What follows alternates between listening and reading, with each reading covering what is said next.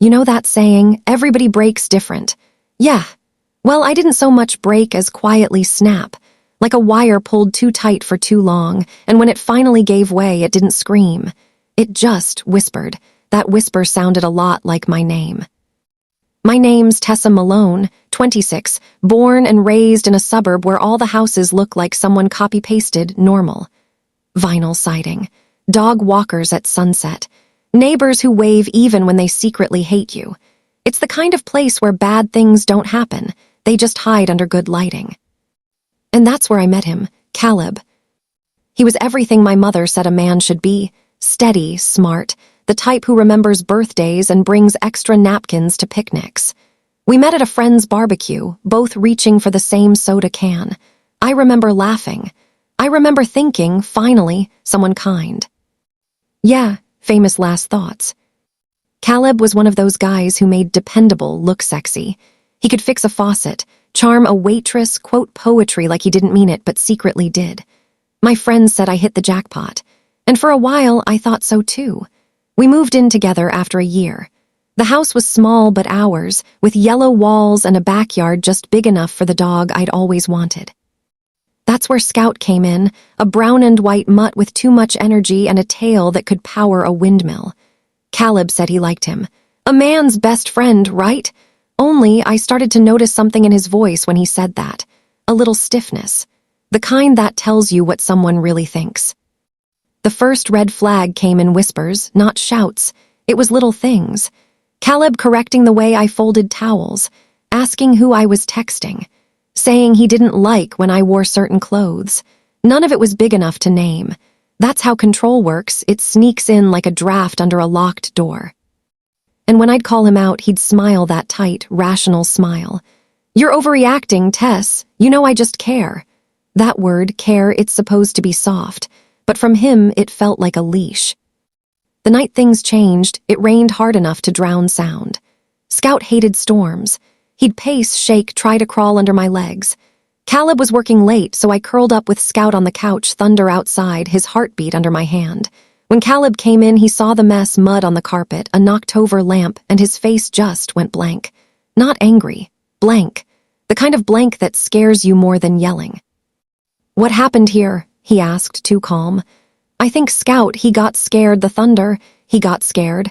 He laughed once, sharp. You baby him, Tess, he needs discipline. I opened my mouth to argue, but before I could, he snapped his fingers. Hey! Scout flinched. Caleb didn't hit him. He just looked at him, this long, cold stare that made me want to step between them.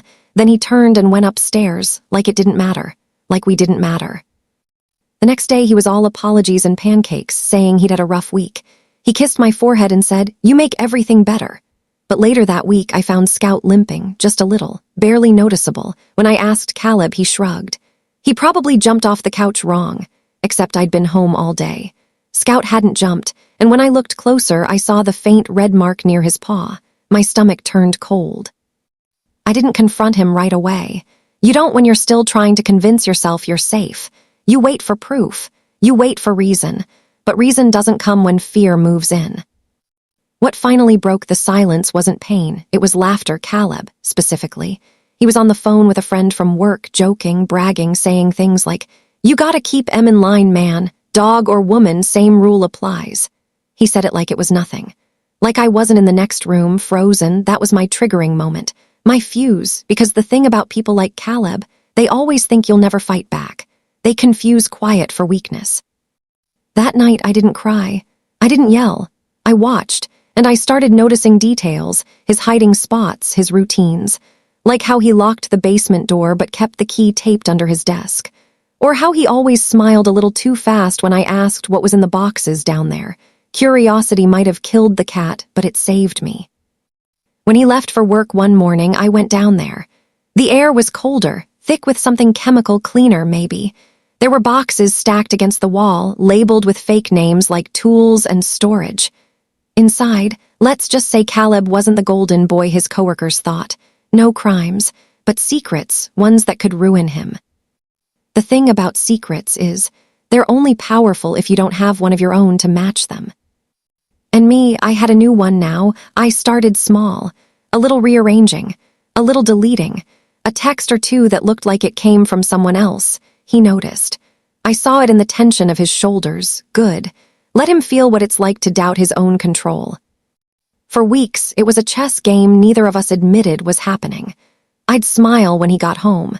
He'd pretend not to notice the missing items from the basement. Every move I made pushed him closer to the edge. Then one afternoon, he came home early.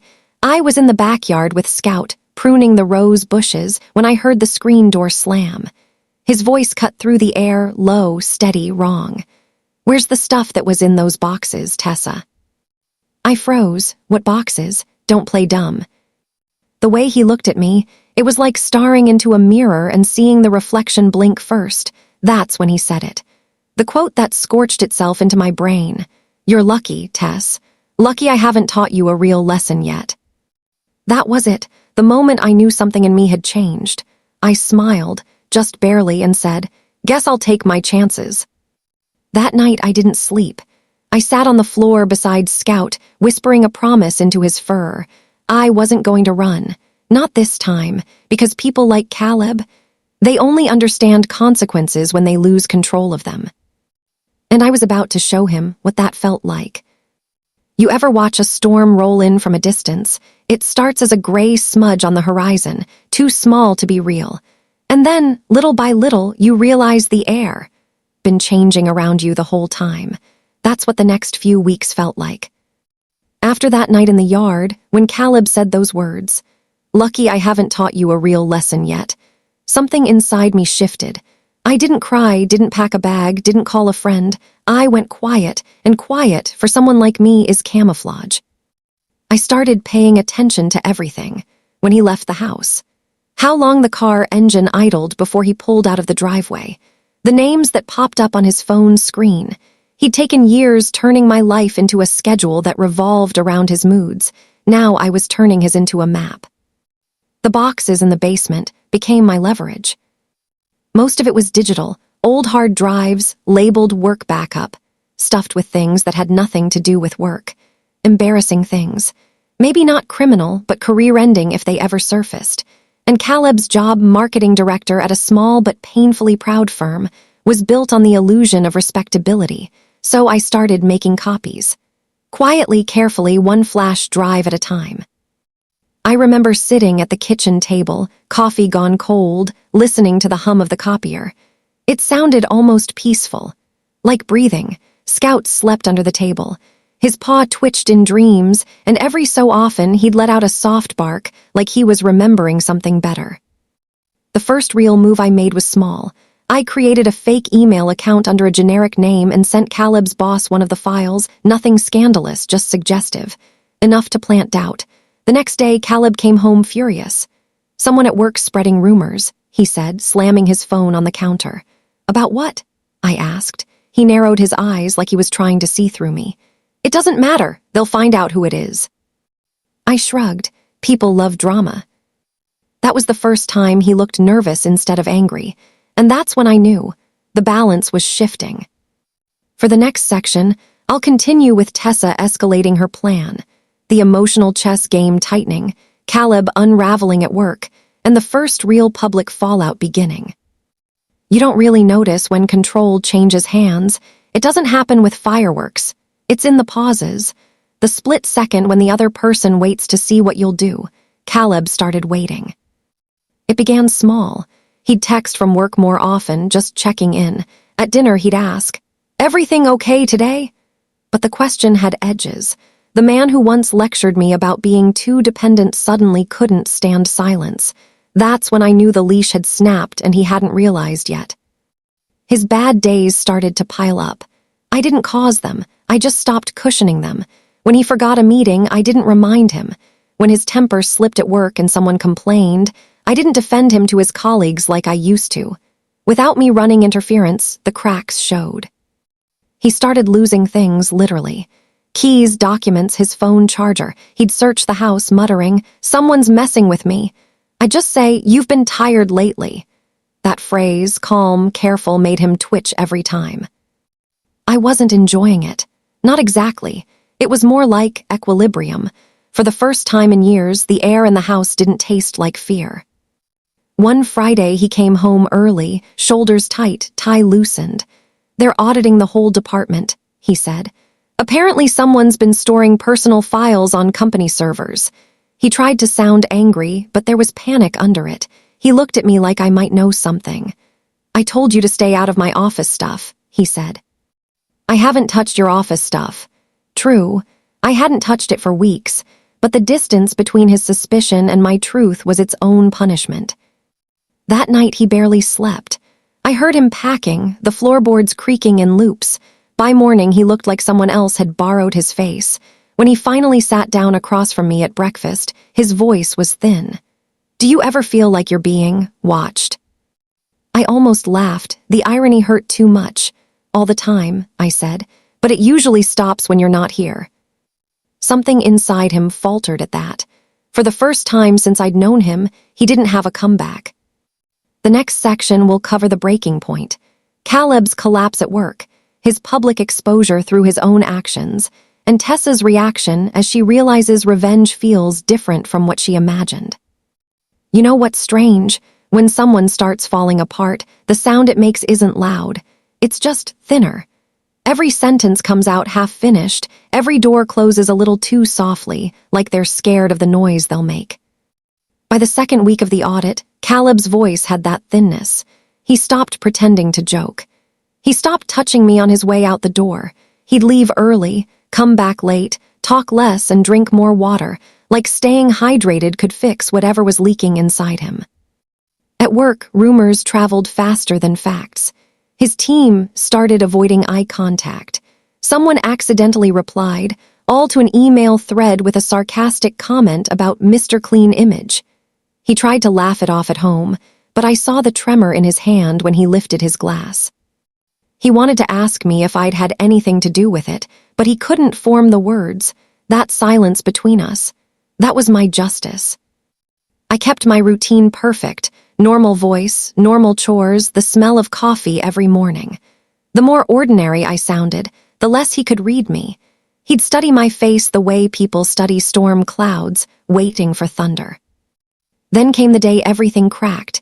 He was supposed to give a presentation to the board. I watched him rehearse in the mirror, tie crooked, muttering lines to himself. When he left, I took Scout for a walk, the sky the color of wet cement. 2 hours later, my phone buzzed. A single text from a friend who worked at the same firm. "You won't believe what just happened." I didn't need details. I could feel the collapse traveling through the air, like a pressure change. When he came home that night, his suit jacket was missing, his hair undone. He looked like the ghost of the man I met. He didn't speak for a long time. Just stood there in the kitchen, staring at the floor. "They know," he said finally. I waited. "About everything. The drives, the private stuff. Someone must have told them." I could have lied, said I didn't know. Instead, I asked quietly, "What are you going to do?" He looked up, eyes glassy. "I already did it," he said. Then he walked out, no suitcase, no plan, just the sound of the front door shutting behind him. The house was so quiet afterward that Scout's breathing sounded like thunder. I sat on the couch and realized there was no victory roar, no satisfaction, just an ache where fear used to live. The first night after he left, I slept for 12 straight hours. No dreams, no noise, just the kind of sleep that feels like disappearing. When I woke up, sunlight was leaking through the blinds and the house smelled like dust instead of fear. I made coffee, fed Scout, opened every window. The air felt strange, too light, almost wrong. You spend long enough surviving and you start mistaking tension for oxygen. Take it away and your lungs don't know what to do. For a few days, I wandered the rooms like a guest. His toothbrush was still in the holder, his shirt still hanging in the closet. I thought about boxing everything up, but that felt like admitting the story was over. And I didn't know yet if it was. The phone rang constantly. Coworkers asking if I'd heard from him, my mother pretending not to have seen the local gossip thread. Someone had posted a screenshot from a company memo. Caleb Malone placed on indefinite leave pending investigation. The words didn't sting. They just looked smaller than I imagined they would. That night I sat outside with Scout, wrapped in a blanket, listening to the insects hum under the porch light. I thought about how it all started with one small moment, him raising his voice, me staying quiet, and how every choice after that had been a reaction, not a plan. And yet here I was, still breathing, still holding the pieces. People like to call what I did revenge, but standing there in the quiet, it didn't feel like that. It felt like gravity finally letting go. I don't know where he went. Maybe he'll show up somewhere new, different name, same eyes. Maybe he'll learn, maybe not. All I know is that the house stopped echoing his footsteps, and that was enough. Before I went back inside, I whispered to the night, "I hope you remember what peace sounds like, Caleb." It wasn't a curse. It was a release. Then I closed the door, turned off the porch light, and let the dark belong to itself again. When you think about endings, you imagine fireworks or closure or some grand speech that ties everything up. What you actually get is paperwork. A week after Caleb disappeared, I was at the kitchen table filling out forms.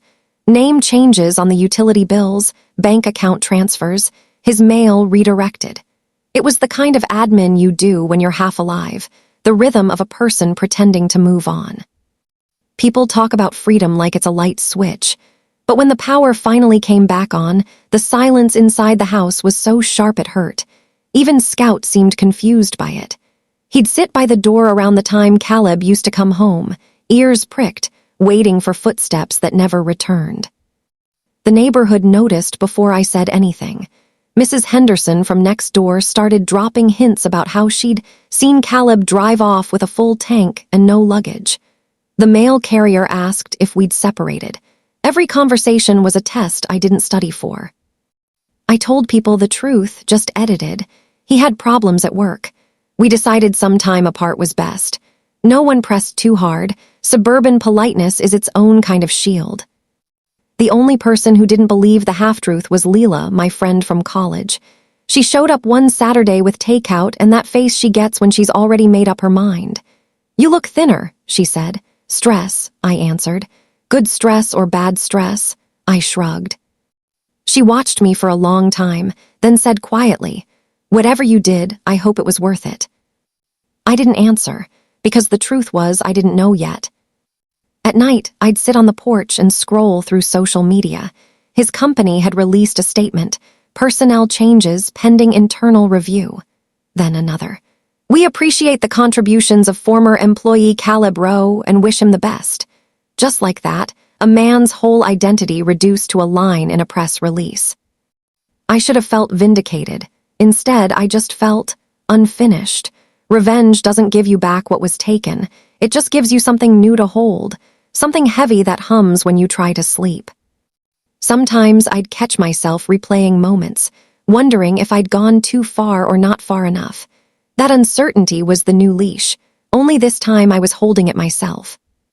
2 weeks later, the company box showed up. No note. No warning.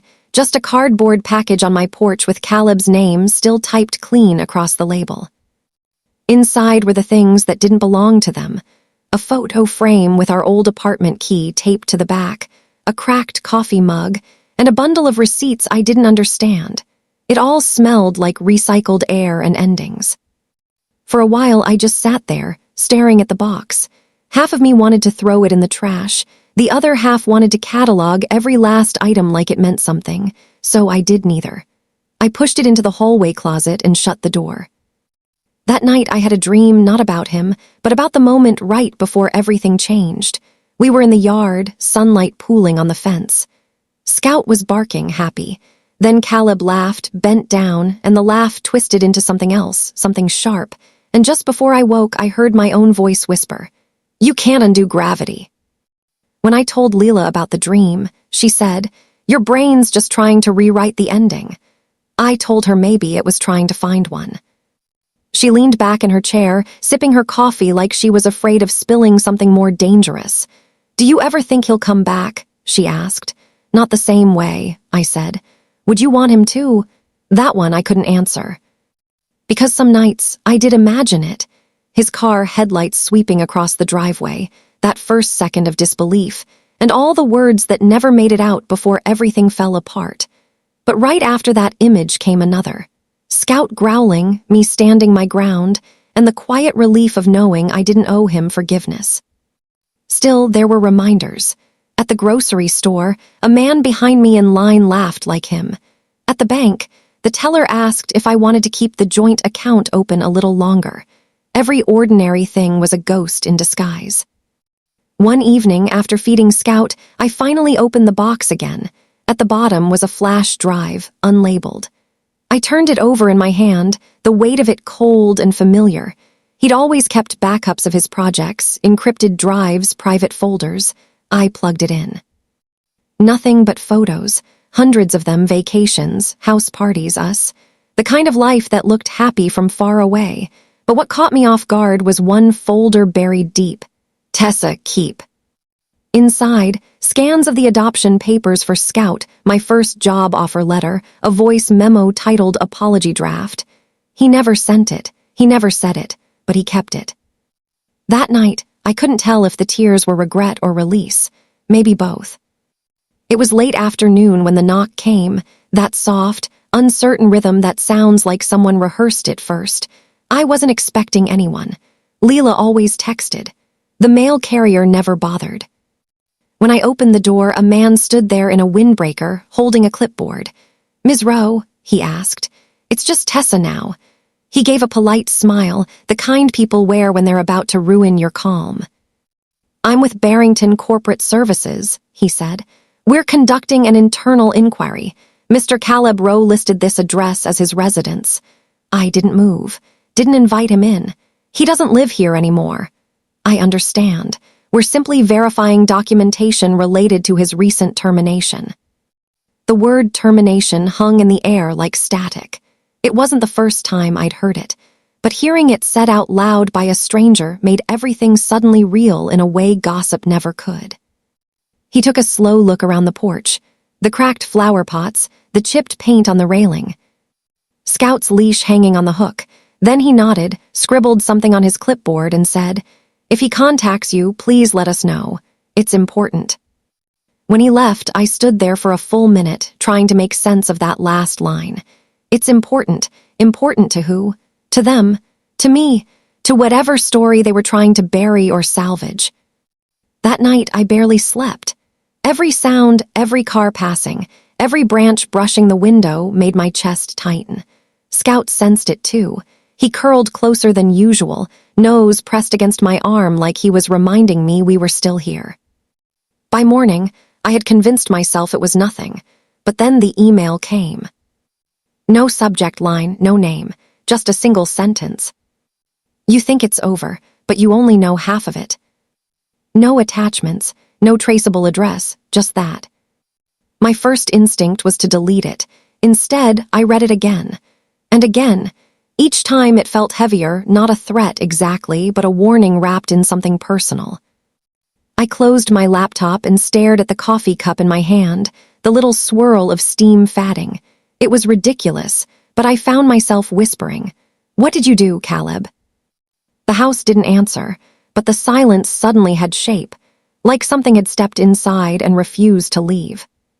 For the rest of the day, I kept the windows open, as if letting in light could drive out ghosts.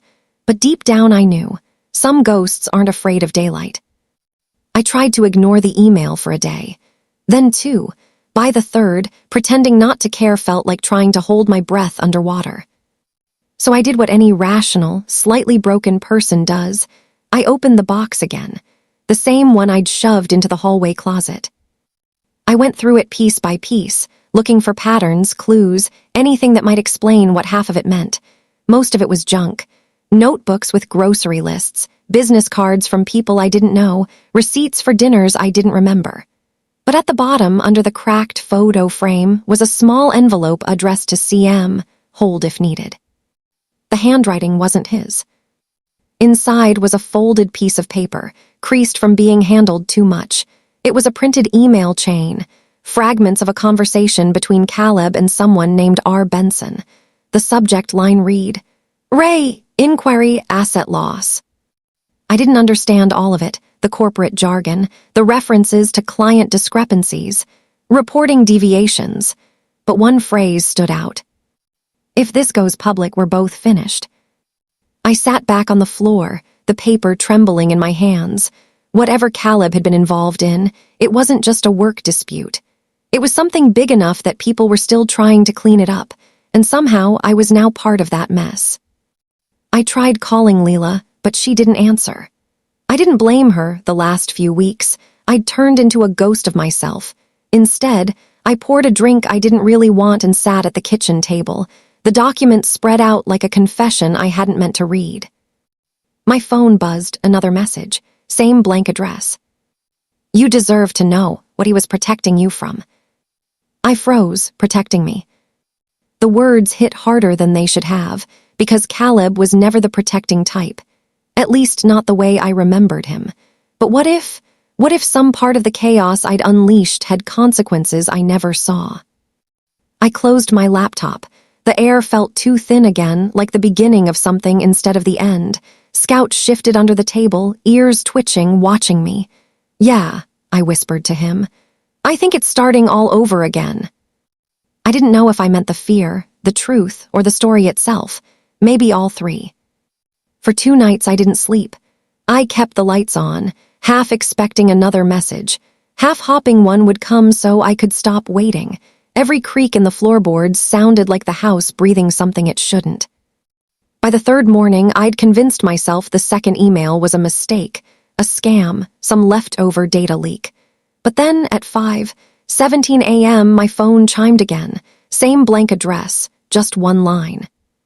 He kept one copy off-site. You should know where. I sat up so fast Scout barked.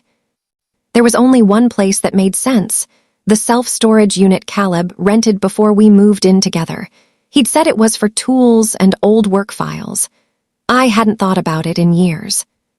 By noon I was there, key in hand, heart rattling like a loose bolt. The unit smelled like cardboard and engine oil. A single hanging bulb threw a yellow cone of light over stacked boxes. Most were labeled with dates and meaningless initials, the language of someone who never wanted to be understood. In the back, under a tarp, was a locked metal case. My stomach dropped. I recognized it. He used to keep it in our garage before we moved. When I'd asked what was inside, he'd said, "Nothing you'd ever need to see." The padlock was old. The key still fit. Inside were papers, hard drives, and a small notebook. Not business plans. Not porn, not trophies, nothing like that. These were records, emails, invoices, photocopies of IDs. A tangle of names and transactions that made my head spin. It wasn't criminal in the obvious sense, but it looked wrong, like the blueprint of something meant to stay invisible. And in the middle of it all, a letter addressed to me. Tessa, if you're reading this, it means I couldn't fix it before it reached you. I made choices you never knew about. I told myself it was to protect us, but the truth is I didn't know how to stop. You were right to leave. But please, whatever they send you, don't trust it at face value. They'll use you to erase me. That last line hit like a punch I didn't see coming. Erase him. I didn't know who they were, or why they thought I mattered now. But suddenly every email, every knock on the door, felt like part of a conversation that started long before I'd even realized I was in it. I folded the letter, slipped it into my jacket pocket, and locked the unit again. Outside, the sky was the color of wet concrete.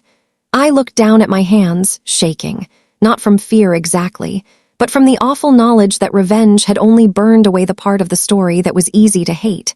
What was left was everything I hadn't understood. I didn't drive home right away. I sat in the car with the engine off, rain smearing across the windshield like someone dragging their fingers through paint. The letter was on the passenger seat, that one sentence echoing in my head. They'll use you to erase me. I wanted to laugh, but it came out wrong, half laugh, half sob. Erase him. That's what I'd been trying to do since the day he threw Scout. Since the day I realized the person I'd built my life around could look at me and see something disposable. And now, somehow, even gone, he'd found a way to make it about him again. I gripped the steering wheel until my knuckles went white. Part of me wanted to drive straight to whoever had sent those emails, find out everything. Tear the rest of the story open until there was nothing left to hide. The other part wanted to drive until I ran out of road, dump the letter in some river, and finally be free. But freedom isn't about running. It's about choosing when to stop. So I went home. Scout met me at the door, tail wagging, completely unaware that his human had just unearthed a secret that might rewrite both of their lives. I sat on the floor with him, fingers buried in his fur, trying to breathe past the weight in my chest. For a moment, I thought about calling the company, the investigator, anyone who could translate that letter into something I could live with, but deep down I knew, the second I handed over that notebook, that flash drive, that letter, it would stop being my story. It would turn back into his. So I did something I never thought I'd do. I burned it. Out on the patio, under a bowl of gray sky, I built a small fire in the old metal dish we used to grill in. Page by page, I fed it everything. The receipts, the drives, the notebook, even the envelope itself. Each flare of orange was a heartbeat, each crackle a confession. When it was done, I stood there watching the ash swirl into the air, messy, beautiful, final. And for the first time in months, I didn't feel like a ghost. People think revenge ends when the other person falls. It doesn't. It ends when you stop needing the fall to matter. Inside, the house was still and bright. I poured a glass of water, leaned against the counter, and whispered, "It's over." And for once, I believed it. It's been 8 months since the fire. If you came by now, you'd think the house belonged to someone else. The garden's fuller. The walls are painted soft sage instead of that sharp white Caleb liked. Scout's older, grayer around the muzzle, but he still does that same little half-hop when I grab his leash. I got a new job at the local library, nothing fancy, but steady. It's quiet there in the mornings. The smell of paper and dust, the hum of the copier, the comfort of alphabetical order. Sometimes, when I'm shelving returns, I catch myself smiling for no reason. That's how I know I've healed more than I thought. Every so often, an email with no sender still slips through my spam filter. They're blank now, no text, no threat, just empty space. I used to delete them immediately. Lately, I let them sit. Maybe they're from him. Maybe from no one at all. Either way, they remind me that silence can belong to me too. Leela still checks in. Last week she said, "You look lighter, Tess." I told her it's because I finally stopped keeping score. She didn't get it, but she smiled anyway. At night, I write in a small notebook. Nothing dramatic, just bits of memory I want to remember right this time. The day Scout learned to swim, the smell of rain on concrete, the way sunlight hits the porch at 5 o'clock. It's amazing how ordinary things can feel sacred when you've almost lost the right to them. Sometimes I think about that moment. The fire, the ashes, the letter curling in flame. I used to regret it, wonder if I should have tried to understand more before I destroyed what was left. Now I think it was the only way to stop living inside his unfinished story. Because closure isn't justice, it's peace, disguised as surrender. I don't know where Caleb ended up. I don't think I ever will, and that's fine. There's no revenge left in me, no hunger to even the balance. Just the quiet, steady pulse of a life that finally feels like mine. Most nights I sit on the porch with Scout, same old blanket, new stars overhead. And if you were here, if you were sitting beside me, listening to the crickets hum, you'd hear it too, the sound of a woman who learned how to breathe again.